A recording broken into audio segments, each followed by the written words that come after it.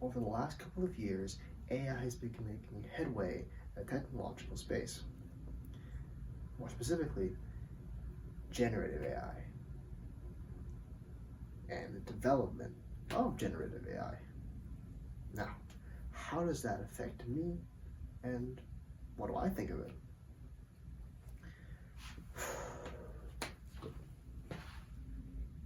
I have never liked generative AI, especially AI art and the way it has been developed using art from real people without their consent or permission. The way a lot of these generative AI programs are trained is by taking the art from an artist and putting that art into a data set of some sort, and then the program takes bits and pieces from that and it puts them together in this sort of amalgamation of what the AI thinks of whatever the prompt. All of that is most of the time done without the permission of the artist. Another reason as to why I hate generative AI is the lack of soul within. What do I mean?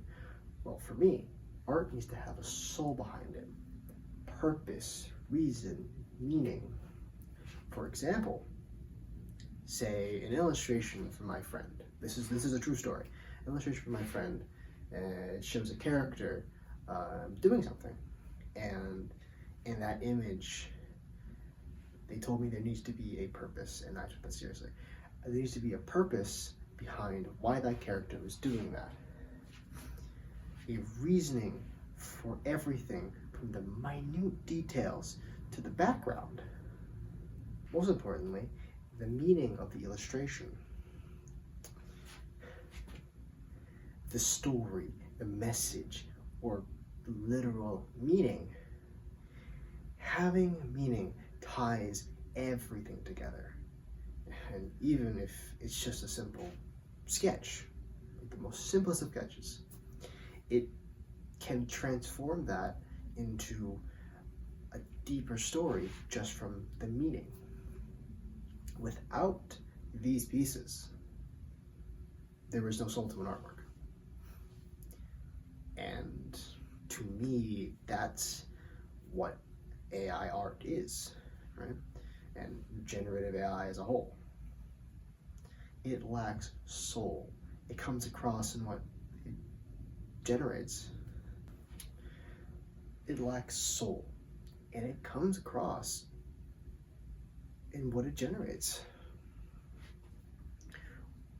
Whenever I look up pictures of, say, duck art, right?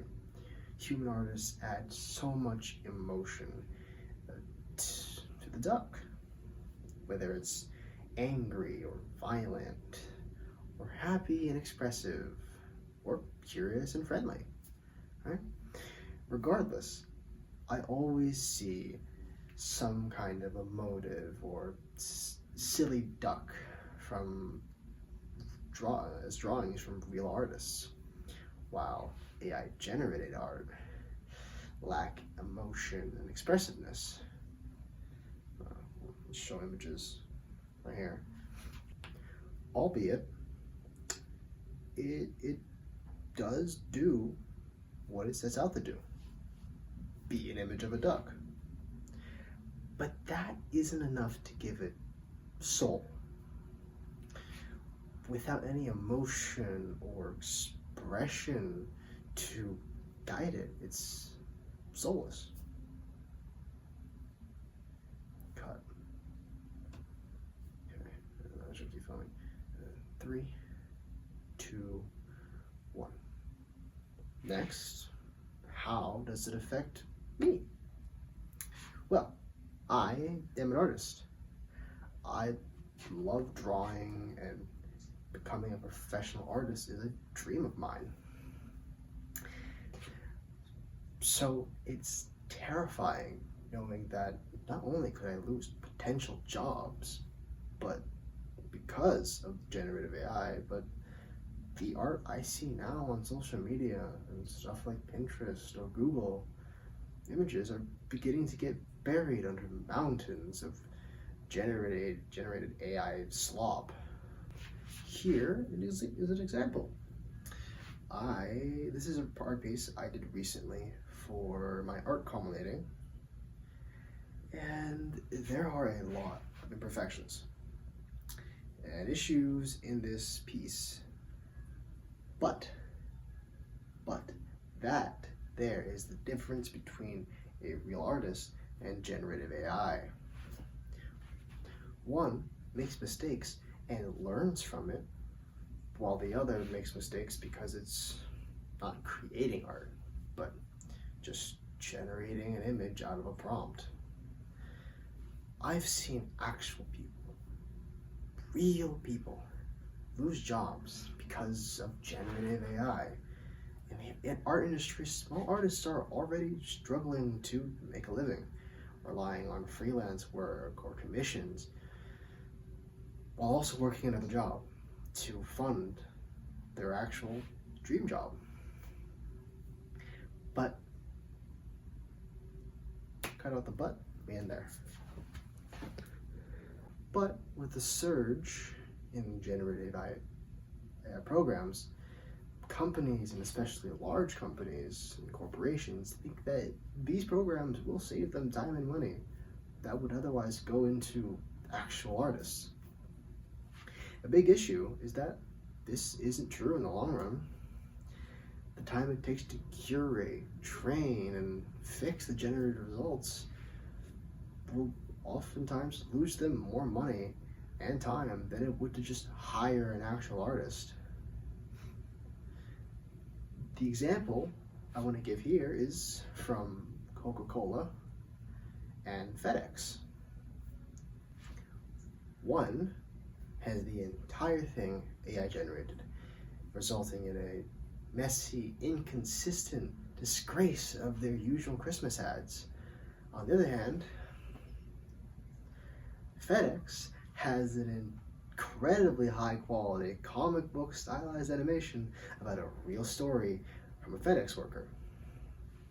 To me, it speaks volumes about which company really cares about their customers and the artists they hire. Now, moving on to possible solutions to this issue. 1. Implementing laws that prevent generative AI developers from stealing artists' work to train their software. This would hopefully prevent further robbery of the hard work from artists, big or small. Another solution, banning the development of generative AI altogether. Right? It wastes time and resources that could be easily given to actual artists that would make a far better product. Finally, have easily accessible filters that push away and hide generative AI images from people who don't want to see any, like me. What can people my age do to help with this issue? Well, we try to push for better laws and regulations that protect artists from generative AI.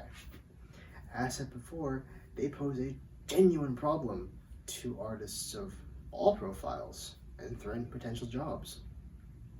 It can also be very hurtful and demeaning to see their artwork stolen and used in a way like this. Other than that, it's just to keep drawing, practicing, improving our work and skill, because we can constantly improve and learn from our mistakes. While AI only knows what it learns from its creators.